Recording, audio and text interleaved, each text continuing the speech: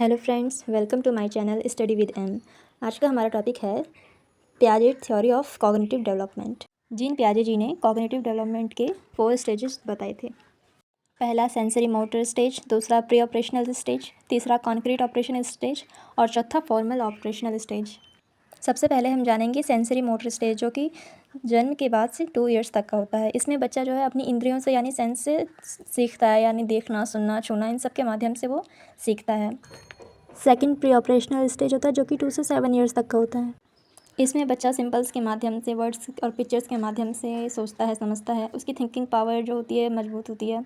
और ईगोसेंट्रिज्म होता है। ईगोसेंट्रिज्म मतलब कि दूसरों के दृष्टिकोण को समझ नहीं पाता है। जो उसे पसंद है, जो वो सोचता है वही सही है और दूसरे लोग गलत हैं। ईगोसेंट्रिज्म ये होता है, मतलब केवल खुद ही सही।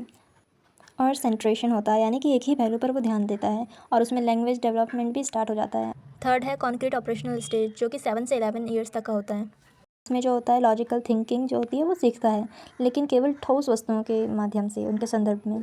इसमें क्लासिफिकेशन होती है और डिफ्रेंशिएशन। कंजर्वेशन यानी कि संरक्षण की समझ इसमें विकसित होती है।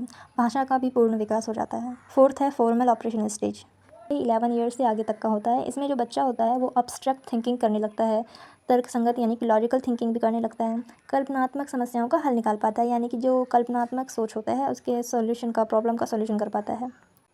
और बच्चा हाइपोथेटिकल थिंकिंग भी कर पाता है। हाइपोथेटिकल थिंकिंग ये होती है कि अगर ऐसा होता तो क्या होता, यानी कि अगर कोई प्रॉब्लम होती तो उसका सॉल्यूशन कैसे होता। तो यही सब हाइपोथेटिकल थिंकिंग भी बच्चा कर पाता है। ऐसे ही नॉलेज को जानने के लिए मेरे चैनल को फॉलो करें। Thanks for watching.